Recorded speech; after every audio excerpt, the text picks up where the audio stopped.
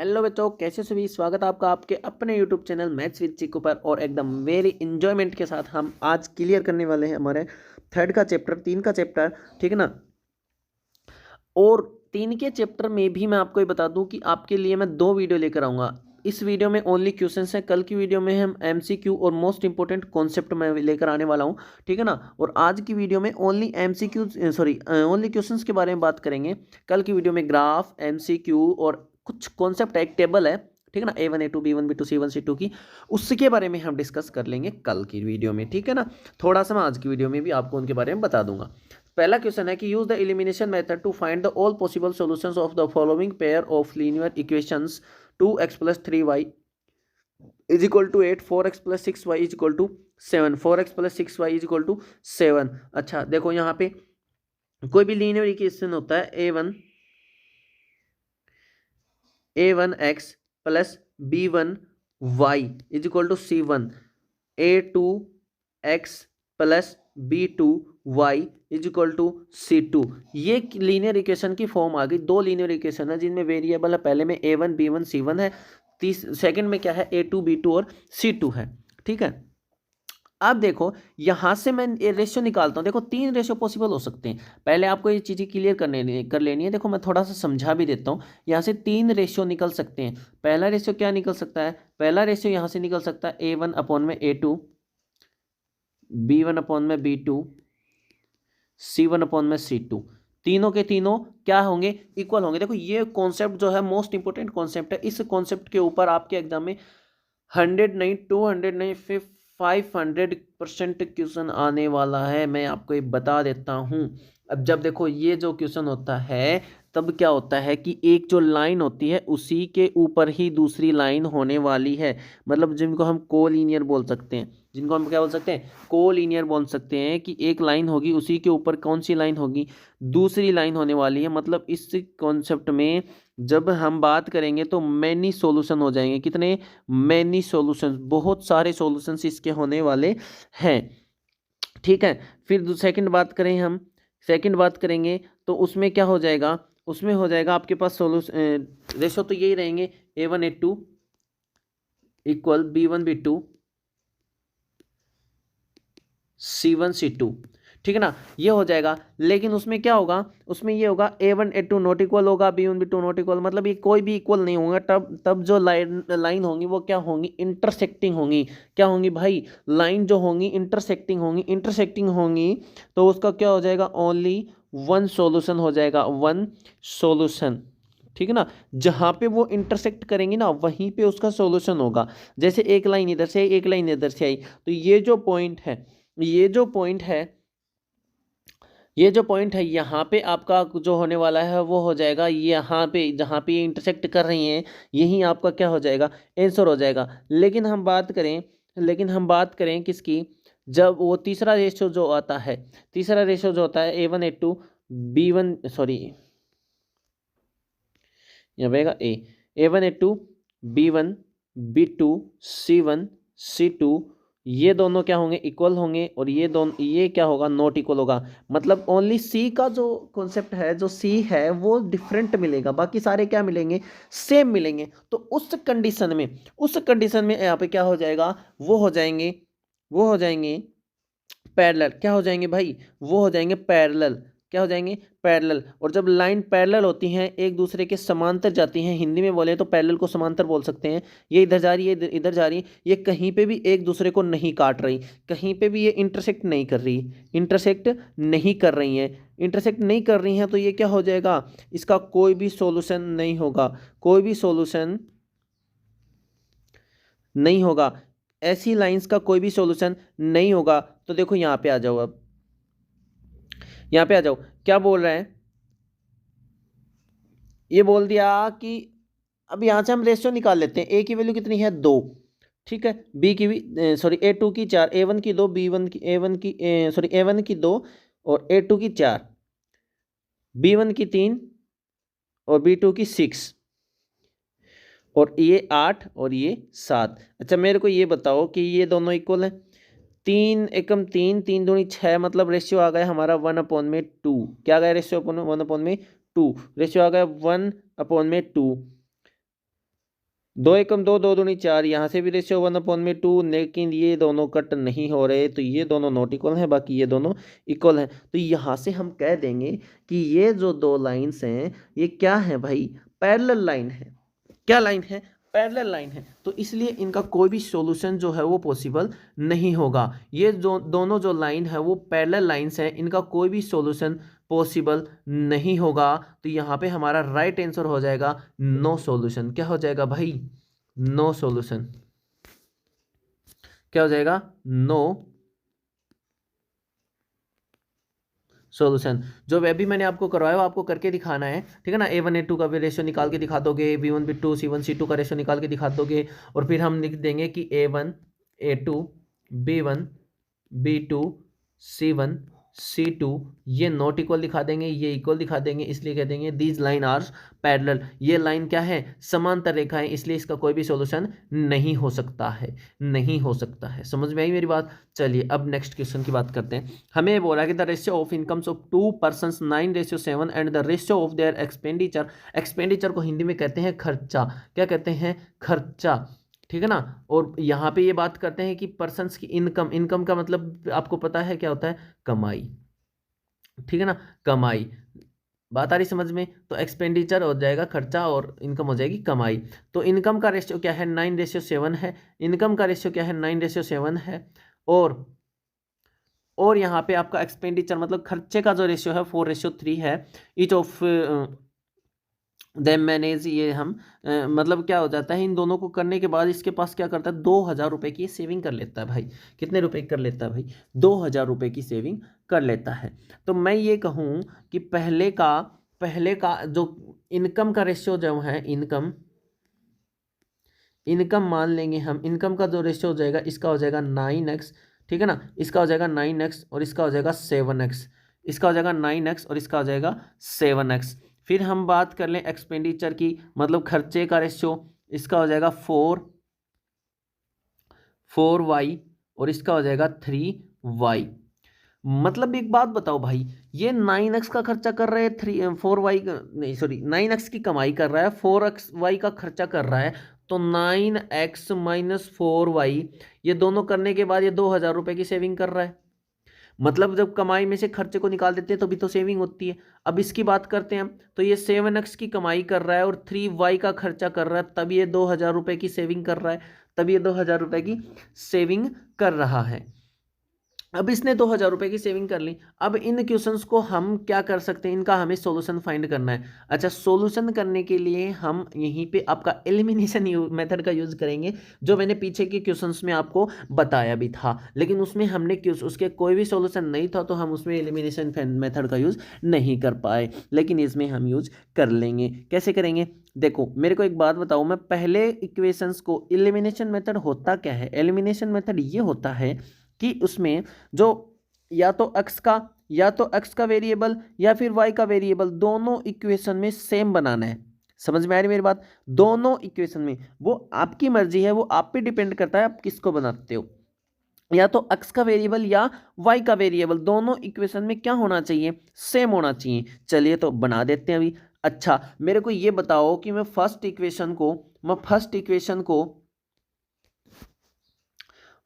को मैं मल्टीप्लाई कर दूं 3 से, और सेकंड इक्वेशन को मल्टीप्लाई कर दूं मैं 4 से, तो यहाँ पे हमारा जो y का कोफिशिएंट है, y का जो गुणांक है वो क्या हो जाएगा, सेम बन जाएगा। नहीं बन जाएगा, चलिए मल्टीप्लाई करके यहाँ पे लिखते हैं, 9×3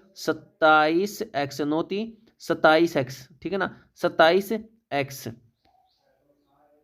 27x माइनस 12y बराबर, इसको मल्टीप्लाई करेंगे तो क्या हो जाएगा, 3 दूनी 6,000,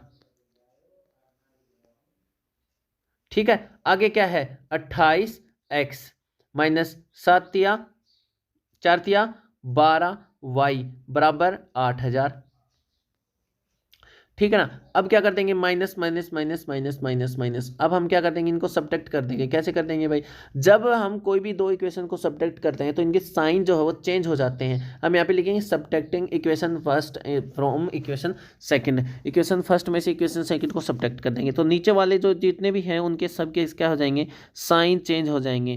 तो इनके साइन चेंज होते ही ये क्या हो जाएगा, कैंसिल आउट हो जाएगा। प्लस का 12y माइनस का 12y। 27 में से 28 गए तो माइनस का x बचेगा। 6000 में से 8000 गए तो माइनस का 2000 बचेगा। माइनस का 2000 बचने वाला है, तो x की वैल्यू आ जाएगी आपके पास 2000, किसका, प्लस का। अब हमें क्या पूछा था इसने, इनकम पूछी थी, खर्चा तो इसने पूछा ही नहीं, तो खर्चे का y की वैल्यू हमें निकालने की भी कोई भी ज़रूरत नहीं है। तो हम जो a था मान लेंगे, वो a था, 2 व्यक्ति थे ना, a व्यक्ति था, a व्यक्ति की कितनी थी, 9x थी, तो 9 गुणा में 2000 इक्वल टू 18000, ठीक है ना, 18000। इसी तरीके से b की जो आ जाएगी 7 गुणा में 2000 इक्वल टू 14000। जो सेकंड वाला हो जाएगा उसकी इनकम हो जाएगी 14000, और जो फर्स्ट वाला था उसकी इनकम हो जाएगी कितनी, 18000। फर्स्ट वाले की इनकम क्या हो जाएगी, 18000। ये आपके पास इस क्वेश्चन का पूरा सॉल्यूशन है, इस क्वेश्चन का पूरा सॉल्यूशन है। ये जो छोटा सा सॉल्यूशन है मैंने आपको करवाया, आई होप आपको समझ में आया होगा। पहले की जो इनकम थी, ए की जो इनकम थी वो 18000 थी, बी की जो इनकम थी वो 14000 थी, ठीक है। समझ में आ रही मेरी बात आपको। चलिए, तो अब हम बात करते हैं थर्ड क्वेश्चन की अब हम इसमें बात कर लेते हैं। थर्ड क्वेश्चन देखो हमारा क्या बोल रहा है हमें।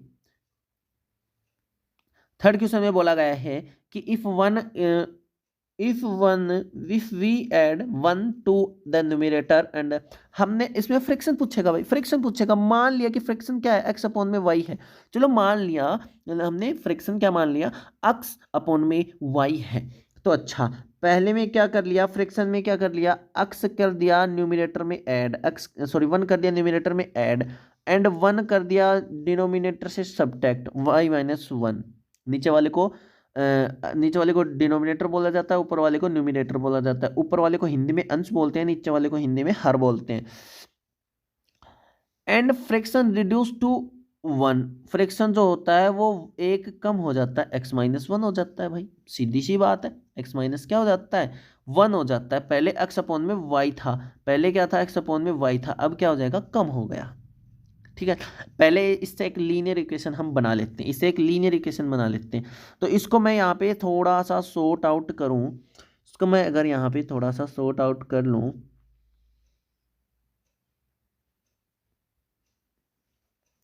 है ना, इसको अगर हम यहाँ पे क्या बोल दिया इसने बोल दिया कि जब फ्रिक्शन में से इसमें ऐड किया जाता है तो ये फ्रिक्शन क्या हो जाता है, 1 बन जाता है। क्या बन जाता है भाई, 1 बन जाता है। अब हम इसको थोड़ा सा सोल्व कर लेंगे, क्रॉस मल्टीप्लाई करेंगे तो x plus 1 is equal to y minus 1 क्या हो जाएगा, y माइनस 1 हो जाएगा। और x minus y is equal to इधर आएगा तो ये प्लस का 2, सॉरी माइनस का 2, x plus y is equal to minus 2 हमारा इक्वेशन नंबर फर्स्ट बन जाएगा। इक्वेशन नंबर फर्स्ट हमारा ये आ जाएगा, ठीक है ना, इसको बोल देंगे इक्वेशन नंबर फर्स्ट। फिर हम बात करेंगे इसमें सेकंड वाले में हम बात करेंगे। सेकंड वाले में बोले क्या है कि यदि डिनोमिनेटर में 1 ऐड कर दिया जाता है, यदि डिनोमिनेटर में x एज इट इज रहता है और y में क्या कर दिया जाता है, 1 ऐड कर दिया जाता है, तो ये फ्रैक्शन 1 अपॉन में 2 बन जाता है। अब हम इसको मल्टीप्लाई करेंगे तो 2x बराबर y प्लस 1, तो 2x माइनस वाई बराबर 1, ये आ जाएगा हमारा इक्वेशन नंबर सेकंड, ये आ जाएगा इक्वेशन नंबर सेकंड। हम अब हमें इन इक्वेशंस को सोल्व करना है। इन इक्वेशंस को सोल्व करने के लिए मैंने आपको बताया था कि हम वही मेथड यूज कर लेंगे। क्यों कर लेंगे तो मैं अभी आपको बताऊंगा। जैसे पहला इक्वेशन है x minus y is equal to minus 2x minus y is equal to 1, वही एलिमिनेशन मेथड यूज करेंगे, सब्ट्रैक्ट कर देंगे इक्वेशन 1 में से इक्वेशन नंबर सेकंड को, है ना, subtracting equation second from equation 1, ठीक है ना। माइनस, अब हम इसके क्या करेंगे, साइन चेंज कर देंगे, इसके क्या कर देंगे भाई, साइन चेंज कर देंगे। ये माइनस का प्लस का है तो माइनस, ये माइनस है तो प्लस, ये प्लस है तो माइनस। अच्छा, ये वाई वाला अब क्या हो जाएगा, कैंसिल आउट हो जाएगा, वाई वाला क्या हो जाएगा, कैंसिल आउट हो जाएगा। एक्स में से 2 क्या जाएगा तो माइनस का एक्स बचेगा।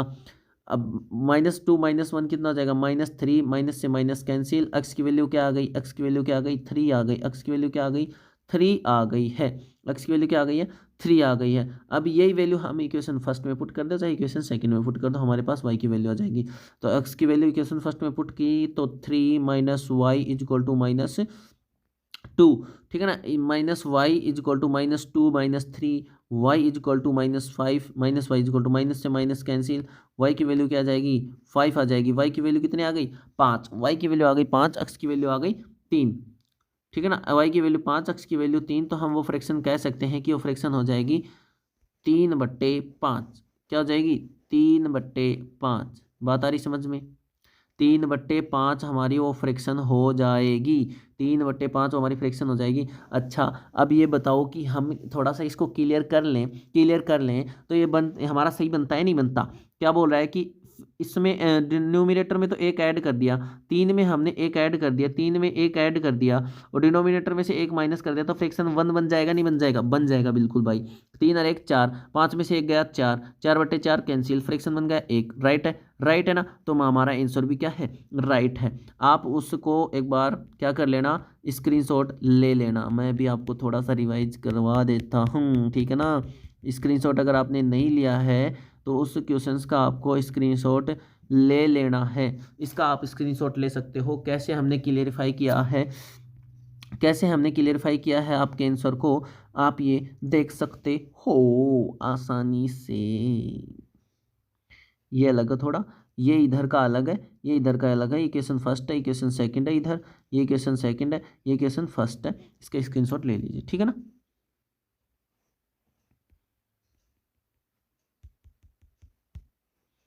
चलिए तो अब स्टार्ट करते हैं हमारा नेक्स्ट क्वेश्चन, ठीक है ना। अब हम स्टार्ट करते हैं हमारा नेक्स्ट क्वेश्चन देखो क्या है।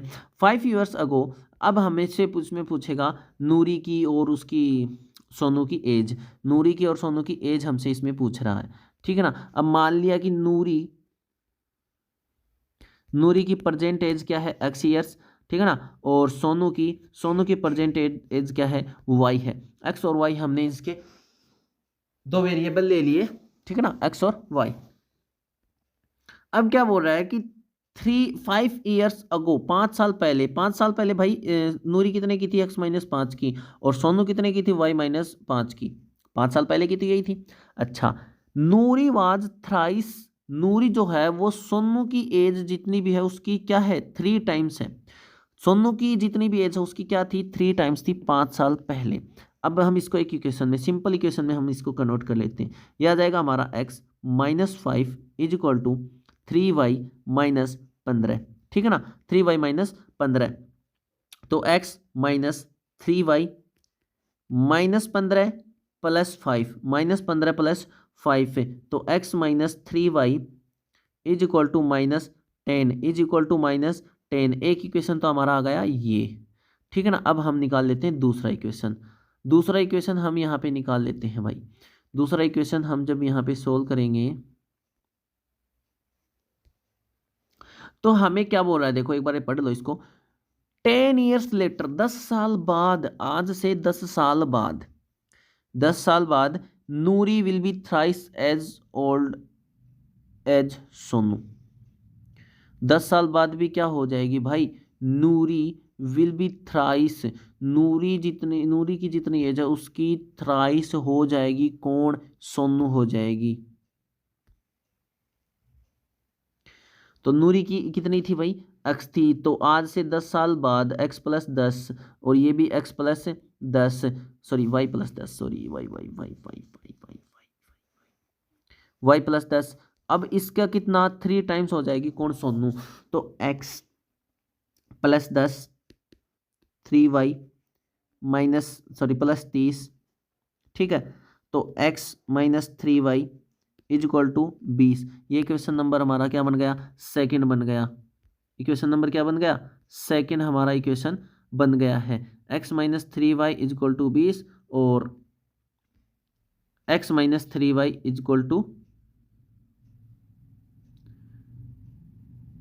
10, ठीक है ना, -10, x - 3y = -10 हमारा यहाँ पे। अरे थोड़ी सी मिस्टेक हो गई, हमने यहाँ पे क्या कर दिया, देखो यहाँ पे क्या बोला भाई, ट्वाइस बोला है ना, नूरी विल बी ट्वाइस, तो हम क्या करेंगे ट्वाइस करेंगे, हम यहाँ पे 2 करेंगे, यहाँ पे आ जाएगा 20, कितना आ जाएगा 20, यहाँ पे आएगा 20, यहाँ पे आएगा 2y, और यहाँ पे भी आएगा 2, यहाँ पे भी आएगा 2, और यहाँ पे आएगा 10, क्या आ जाएगा 10 आ जाएगा, यहाँ पे आ जाएगा 10। समझ में आ रही मेरी बात? देखो अब ये इधर आएगा -2y, इधर आएगा तो ठीक है, समझ गए। इक्वेशन नंबर सेकंड आ गया। अब हम इन दोनों इक्वेशंस को क्या कर लेंगे, सोल्व कर लेंगे। दोनों इक्वेशन को जब हम सोल्व करेंगे एक हम x-3y, पहला इक्वेशन है x-3y is equal to -10। Second equation हमारे पास, सेकेंड इक्वेशन हमारा x-2y इज इक्वल टू 10 है। x-2y इज इक्वल टू 10 कर लो। वही क्या कर लो, एलिमिनेशन मेथड, हम वन में से किसको माइनस कर देंगे, इक्वेशन नंबर सेकंड को। इक्वेशन नंबर सेकंड को जैसे ही हम माइनस करेंगे तो आपको पता है, मैं पहले बता चुका हूँ, नीचे वाले जितने भी उनके सबके साइन चेंज हो जाएंगे, सबके साइन चेंज हो जाएंगे। तो x कैंसिल आउट हो जाएगा, नहीं हो जाएगा। -3 + 2 -y बच जाएगा, ठीक है ना। -20 बच जाएगा, y इज इक्वल टू आ जाएगा 20। क्या आ जाएगा 20। मतलब हम यहाँ पे कह सकते हैं कि सोनू की जो परसेंटेज है वो क्या है, 20 ईयर्स है। क्या है, 20 ईयर्स है। अब हम बात कर लें क्या, नूरी की। अब हमारे पास क्या है इक्वेशन, x-3 इंटू में 20 is equal to -10। x minus कितना आ जाएगा 60, कितना आ जाएगा 60 is equal to -10। x is equal to -10 + 60। तो x की वैल्यू आ जाएगी हमारे पास यहाँ पे 50 ईयर्स। x की वैल्यू क्या आ जाएगी 50 ईयर्स। तो जो नूरी है वो है 50 ईयर्स ओल्ड, और जो सोनू है वो है 20 ईयर्स ओल्ड। ये आपके सामने आपका कंप्लीट आंसर है। आई होप आपको समझ में आया होगा। बहुत ही अच्छे तरीके से मैंने आपको क्लियरिफाई कर दिया है। देखो इसमें हम कंप्लीटली जैसे अपनी नोटबुक में आंसर करते हैं उस तरीके से तो हम यहाँ पे कर नहीं सकते, लेकिन इनका मैथमेटिकल जो भी सॉल्यूशन है वो मैं आपको बता रहा हूँ, और कब कब क्या करना वो भी मैं आपको बता रहा हूँ। तो है ना, जो लैंग्वेज है वो आप खुद नोट कर लीजिएगा, ये आपसे मेरी रिक्वेस्ट है। बोल तो मैं रहा हूँ लेकिन रिक्वेस्ट ये है कि जहाँ पे मैं बोल रहा हूँ कि सब्ट्रैक्टिंग करना है, subtracting equation second from equation 1, तो ये लाइन आपको नोट डाउन करनी है। और कहाँ पे करनी है, इस जगह पे, यहाँ पे आपको वो लाइन नोट डाउन करनी है, यहाँ पे इस जगह पे, इस स्टेप से जस्ट पहले, इस स्टेप से जस्ट पहले आपको वो लाइन नोट डाउन करनी है। समझ में आ रही मेरी बात? तो ये कुछ इस तरीके से इसका आंसर हो जाएगा। ठीक है, मैं इसको अब अरेंज कर देता हूँ। अब हम बात कर रहे हैं क्वेश्चन नंबर, अब हम बात कर लेते हैं क्वेश्चन नंबर 3 के बारे में। क्वेश्चन नंबर फोर्थ है, 3 है, 4th क्वेश्चन है, 4th नहीं 5th नंबर का क्वेश्चन है। चलो मैं इक्वेशन बना के दूंगा, इस क्वेश्चन में ओनली इक्वेशन बना के दूंगा, सोल्व आपको करने हैं। बोल रहा है कि Meena went to bank withdraw 2000 rupees. She asked to the cashier give 50 rupees and 100 rupees note only. अब इसने बोला कि 50 रुपीज़ और 100 रुपीज़ के। अब मैं आपको यहाँ पे थोड़ा सा शॉर्टकट में बताऊंगा कि मान लिया तो उसने 50 रुपीज़ के कितने नोट एक्स और 100 रुपीज़ के कितने नोट वाई, एक्स और वाई, ये हम कर लेंगे। Let the note number of note 50 rupees notes, 50 rupees कितने एक्स और 100 रुपीज़ के वाई नोट, ठीक है ना, 100 रुपीज़ के वाई नोट्स। तो दोनों मिलाकर उसने नोट गेन किए x + y is equal to 25। Question में बोला है कि दोनों नोट मिलाकर उसने 25 नोट्स गेन किए हैं, ठीक है ना। तो 25 नोट उसको मिल गए टोटल। अब हमें बोला है कि 2000 उसको रुपए मिले। अच्छा, मान लिया कि x नोट कितने किसके मिले 50 के, तो 50x आ गया, है ना। मान लिया कि उसको नोट कितने मिले, y नोट उसको मिले 100 के, तो 100y आ गया, 100y आ गया इज इक्वल टू 2000। कितना आ जाएगा 2000। ये दो इक्वेशन हमारे पास बन गई। अब इस इक्वेशन में हम क्या कर लेंगे, सेकंड इक्वेशन को थोड़ा सा और शॉर्ट कर लेते हैं। 50 पूरे में से कॉमन आ जाएगा, कॉमन आ जाएगा तो यहाँ पे क्या बच जाएगा, x बच जाएगा, यहाँ पे क्या बच जाएगा 2y बच जाएगा, और यहाँ पे 50 कॉमन लेंगे तो कितना आ जाएगा 50 × 240 बच जाएगा। कितना बच जाएगा भाई 40 बच जाएगा, 40 यहाँ पे हमारे पास बच जाएगा, 40 बच जाएगा। तो इक्वेशन सेकंड में से इक्वेशन फर्स्ट को माइनस कर देंगे, ये भी x + y is equal to 25 है, माइनस कर देंगे। माइनस करते ही ये माइनस, ये भी माइनस, सब्ट्रैक्ट ये भी माइनस, ठीक है ना। तो एक्स एक्स कैंसिल हो जाएगा, 2 में से वाई गया तो वाई आ जाएगा, और 40 में से 25 गया तो 15 आ जाएगा।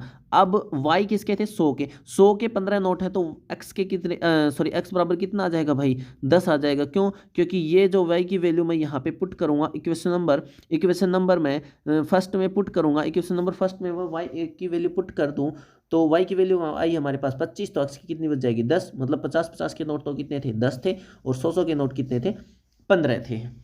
क्लियर है, ये आपके पास आपके सामने आपका क्वेश्चन का पूरा आंसर है। ठीक है ना, बिल्कुल शॉर्ट क्वेश्चन था, आसानी से हमने इसको कर लिया है। ठीक है, अब बात करते हैं नेक्स्ट क्वेश्चन की।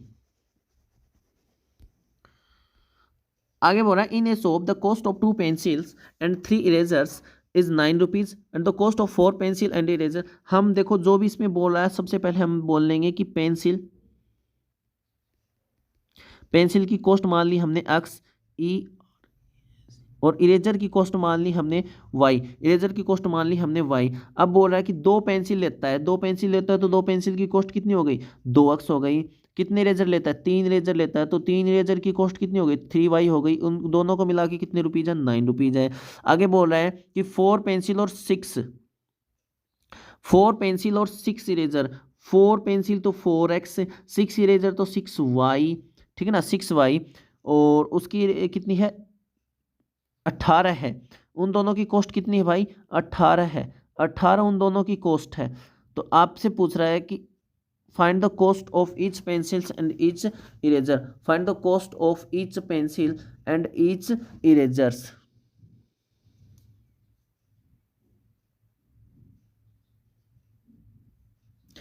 टू पेंसिल एंड 3 इरेजर्स की कॉस्ट क्या है, 9 है। 2 पेंसिल एंड 3 इरेजर्स की कॉस्ट क्या है, 9 है। और द कॉस्ट ऑफ 4